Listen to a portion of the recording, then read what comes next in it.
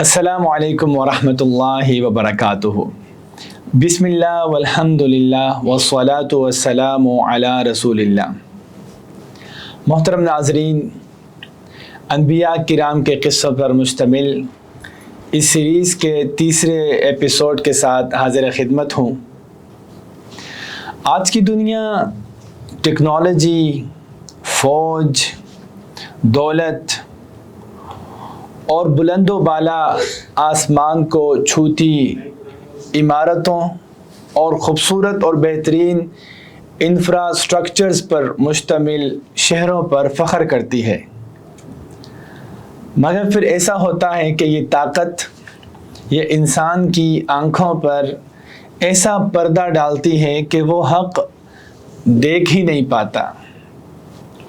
قومیں اسی تکبر کی وجہ سے اپنے آپ کو ناقابل شکست سمجھتی ہے، مگر پھر ان کو ایسی طاقت کے ذریعے شکست سے دوچار کیا جاتا ہے کہ جن کا کبھی انہوں نے تصور ہی نہیں کیا ہوتا۔ حضرت ہود علیہ السلام ایک ایسے نبی ہیں، ان کا شمار یا ان کا تعلق ایک ایسی قوم سے تھا کہ جو اس دور کی سب سے عظیم سویلائزیشن تھی۔ اللہ عز و جل نے قرآن مجید میں اس قوم کا ذکر فرمایا کہ الم تر کیف فعل ربک بعاد ارم ذات العماد التي لم يخلق مثلها في البلاد۔ قداور قوی ہیکل قسم کے لوگ تھے، انہیں دعوت دی مگر وہ نہیں مانے، تو اللہ عز و جل نے پھر ان کو برباد کر دیا، اور ان کی تباہی کسی جنگ کا نتیجہ نہیں تھی بلکہ ہوا کے جھونکے کے ذریعے اللہ عز و جل نے انہیں صفحہ ہستی سے مٹا دیا۔ یقیناً قوم عاد، حضرت ہود علیہ السلام کو جس قوم کی طرف بھیجا گیا تھا، اس میں بڑی نشانیاں ہیں، عبرت کا سامان ہے۔ رہتی دنیا تک یہ داستان غرور کی وجہ سے زوال کا شکار ہونے والی یہ قوم اور اس قوم کی یہ داستان، یہ کہانی، یہ رہتی دنیا تک اس طاقت کے نشے میں ڈوبی اس دنیا کے لیے تنبیہ ہے۔ چنانچہ اللہ عز و جل قرآن مجید میں اس قوم کا ذکر کرتے ہیں کہ جو قوم عاد تھی فاستکبروا فی الارض، زمین پر انہوں نے تکبر کیا اور کہا کرتے تھے من اشد منا قوہ، ہم سے زیادہ طاقت والی قوم کون ہو سکتی ہے؟ کوئی ہماری طرح کا نہیں ہے، ہم سب سے طاقتور ہیں، ہم سب سے بہتر ہیں، ہماری سویلائزیشن، ہماری طاقت، ہماری قوت، ہماری سکلز، ہماری ٹیکنالوجی، یہ ان کا نعرہ تھا، یہ ان کا دعویٰ تھا، یہ ان کا سلوگن تھا، من اشد منا قوہ۔ تو اللہ عز و جل فرماتے ہیں اولم یروا ان اللہ الذی خلقہم هو اشد منہم قوہ، انہوں نے سوچا بھی نہیں، لمحہ نہیں لگایا یہ سوچنے میں کہ جس اللہ نے اس قوم کو پیدا کیا تھا وہ اللہ بہت طاقتور ہے، اس اللہ کے مقابلے میں ان کی طاقت کی کیا حیثیت ہے جس نے پیدا کیا ہے۔ تو یہ وہ قوم تھی کہ اللہ عز و جل نے ان کے تکبر، ان کے شرک اور مسلسل بغاوت، سرکشی، نافرمانی پر جب وہ گامزن رہے تو اللہ نے انہی میں سے ایک مخلص، ایک حکمت سے بھرپور، ایک انتہائی متواضع، ہمبل شخصیت کے مالک حضرت ہود علیہ السلام کو مبعوث کیا، بھیجا ان کی طرف۔ وَإِلَىٰ عَادٍ أَخَاهُمْ هُودًا، اللہ عز و جل نے حضرت ہود کو ان کی طرف بھیجا، ان کو دعوت دیں، ان کو بتائیں کہ یا قوم اعبدوا اللہ ما لکم من الہ غیرہ ان انتم الا مفترون، تم نے خود سے اپنے عقائد، اپنے نظریات گھڑے ہوئے ہیں، یہ تمہاری اپنی سوچ وچار ہے، تم نے خود سے ہی معبودوں کو گڑھ لیا ہے، تم خود سے شرک میں مبتلا ہو گئے ہو۔ اور تم اس طرح مت کرو، یہ تمہارے اپنی خام خیالیاں ہیں، یہ تمہارے اپنے خود ساختہ نظریات ہیں، ان کو ترک کر دو، آؤ ایک اللہ کی طرف، ایک اللہ کی عبادت کرو۔ اور دیکھو اس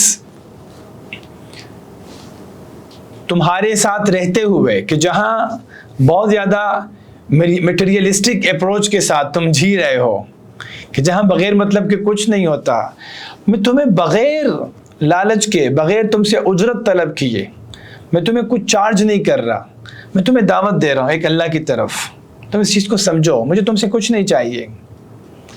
اور میری قوم کے لوگوں استغفروا ربکم ثم توبوا الیہ یرسل السماء علیکم مدرارا ویزدکم قوۃ الی قوتکم، میری قوم کے لوگوں تم استغفار کرو، رجوع کرو اللہ کی طرف سے، اس کا بدلہ اللہ تمہیں یہ دے گا کہ تم پر موسلادھار بارشیں ہونا شروع ہو جائیں گی، کیونکہ ترس گئے تھے بارش کے لیے، صحرا نشین تھے۔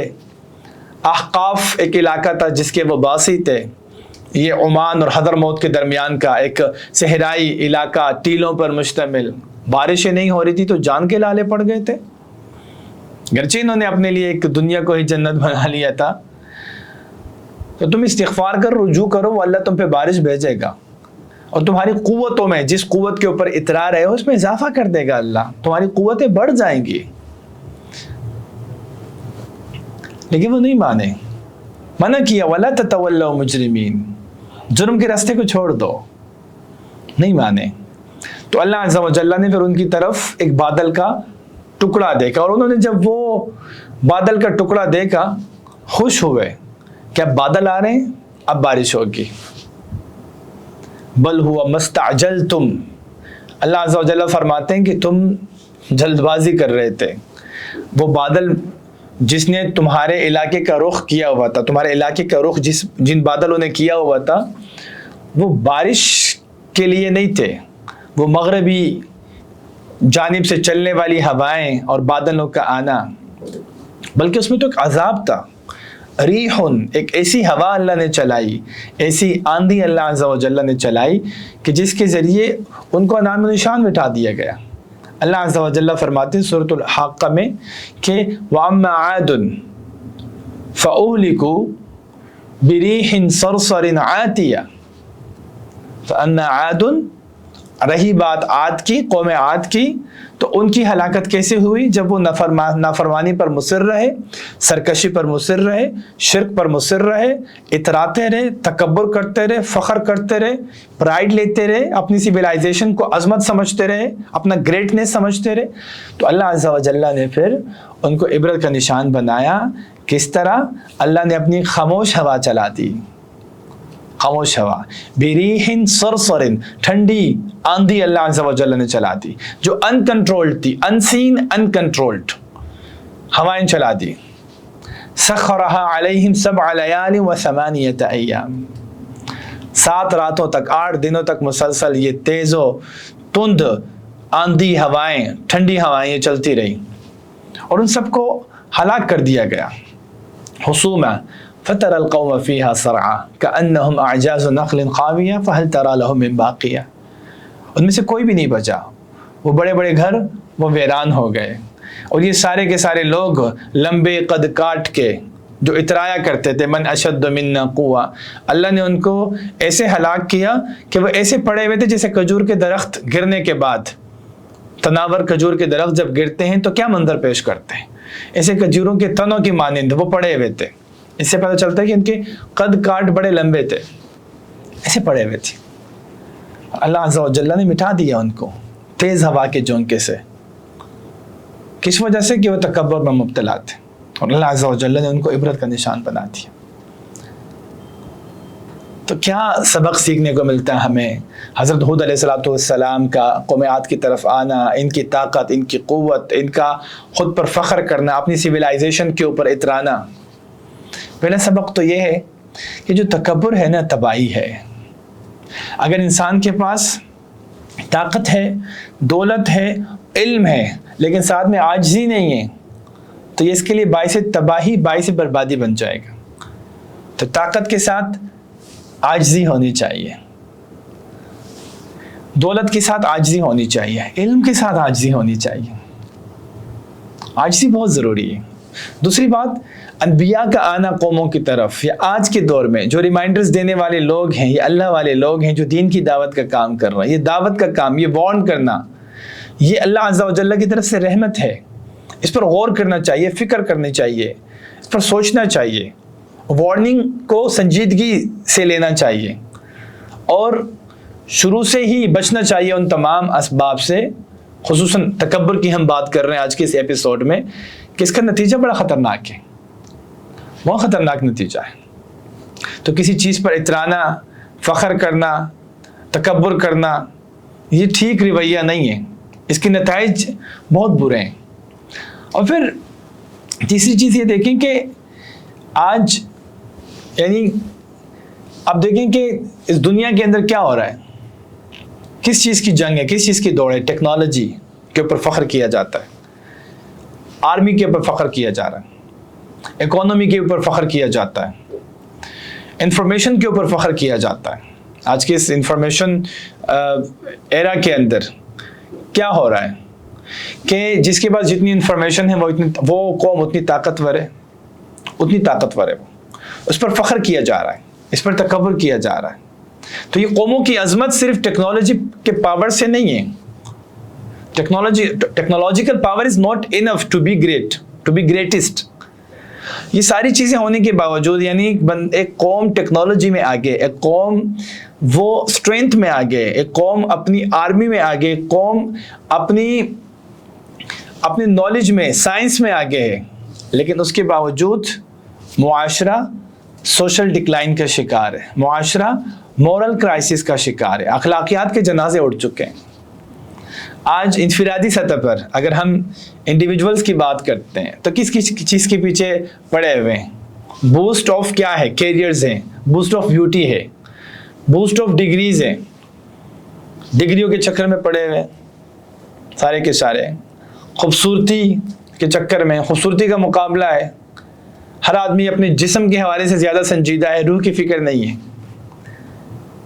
इसी तरीके से कैरियर्स की फ़िक्र ज़्यादा है, लेकिन अंदर बेसुकूनी है, बेचैनी है, खला है, एक एम्प्टीनेस है। तो असल चीज़ क्या है? कामयाबी, सक्सेस जो है, सक्सेस वो सिर्फ टेक्नोलॉजिकल पावर नहीं है। टेक्नोलॉजिकल पावर सिर्फ सक्सेस नहीं है, ओबीडियंस सक्सेस है। असल सक्सेस ओबीडियंस है, अल्लाह की फरमाबरदारी करना, ये असल कामयाबी है।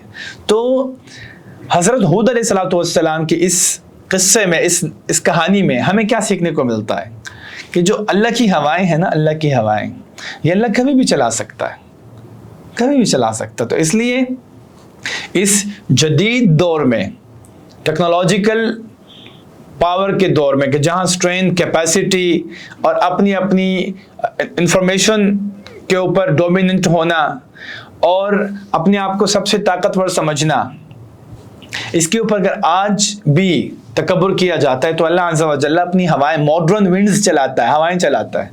पैंडेमिक की सूरत में, पैंडेमिक की सूरत में अल्लाह अज़्ज़ा व जल्ला चलाता है। इकोनॉमी क्रैशेस होते हैं और मुख्तलिफ़ किस्म के अल्लाह अज़्ज़ा व जल्ला वबाएँ भेजता है, ये अल्लाह अज़्ज़ा व जल्ला सज़ाएँ देता है। कौमों के लिए इसमें इबरत है, इसमें कौमों के लिए निशानियाँ हैं कि असल ताकत अल्लाह के पास है। जिस अल्लाह ने पैदा किया है, अवलम यरौ अन्नल्लाह अल्लज़ी खलक़हुम व अशद्दु मिनहुम क़ुव्वा, वो सबसे ताकतवर है, वो सबसे ताकतवर है। तो क्या करना चाहिए हमें? फिर स्टोरी से हमें क्या सीखने को मिलता है? हमें ये सीखने को मिलता है कि हमें अपने गुरूर का सर नीचे करना चाहिए। हमें अगर कोई हमें वार्न करता है तो उसको संजीदा लेना चाहिए, उसका मजाक नहीं उड़ाना चाहिए, उसका मजाक नहीं उड़ाना चाहिए। और हमें इन तमाम चीज़ों के साथ कि हम इस पूरी एपिसोड से ये ना समझें कि टेक्नोलॉजिकल पावर की इम्पोर्टेंस नहीं है।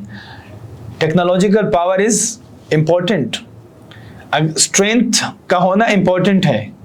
आपकी मिलिट्री, आपकी आर्मी बड़ी स्ट्रॉन्ग होनी चाहिए। इसी तरह आपके पास वेल्थ होना चाहिए, पैसा होना चाहिए, दौलत होनी चाहिए आपके पास, लेकिन महज ये नहीं होनी चाहिए, फोकस इनके ऊपर नहीं होना चाहिए। इसके साथ साथ हमारे पास अखलाकियात होना चाहिए, मोरल इनरिचमेंट होनी चाहिए हमारे पास, सोशल इनरिचमेंट होनी चाहिए। सोशल एम्पावरमेंट होना चाहिए, हम मुआशरती तौर पर मजबूत हों, हम सिर्फ माली तौर पर मजबूत ना हो, माशी तौर पर, मुआशरती तौर पर भी मजबूत हों, हम सिर्फ ताकत के एतबार से मजबूत ना हो, अखलाक के एतबार से भी मजबूत हों, हम अपने इमोशंस के एतबार से भी मजबूत हों। तो इसलिए अब अगर कभी कि कोई शख्स अपनी ताकत पर इतराता है, या उसको अपने इल्म पर फ़ख्र महसूस होता है, या किसी और चीज़ के ऊपर, वो अपनी टेक्नोलॉजी के ऊपर तकब्बुर में पढ़ने का चांस हो, वो मुतासिर होना शुरू हो जाए, तो कौम आद को ज़रूर याद करें। एक बेहतरीन सिविलाइज्ड कौम थी वो, नेशन। क्या हुआ? अपने तकब्बुर की वजह से, नाफरमानी की वजह से सफ़ा हस्ती से मिटा दिए गए। वहल तरा लहुम मिन बाक़िया, उनमें से कुछ भी बाकी नहीं है, कोई एक शख्स अल्लाह ने नहीं छोड़ा सिवाय वो फर्माबरदार लोग कि जिन्होंने तकब्बुर का रास्ता छोड़ा और हज़रत हूद अलैहिस्सलातु वस्सलाम के नक्श कदम पर चलने लगे। तो इसलिए be humble, stay humble, choose the way of gratitude, और अल्लाह अज़्ज़ा व जल्ल की फर्माबरदारी में आए, क्योंकि यही निजात का रास्ता है। तो मोहतरम नाज़रीन, इसी के साथ ही हमारी ये एपिसोड अपने अख्तिताम को पहुंचती है। इंशाअल्लाह आपसे मुलाकात होगी नेक्स्ट एपिसोड में, तब तक के लिए इजाज़त दीजिए। सुब्हानक अल्लाहुम्मा व बिहम्दिका नशहदु अल्ला इलाहा इल्ला अंता नस्तगफिरुका व नतूबु इलैक। अस्सलामु अलैकुम व रहमतुल्लाहि व बरकातुहू।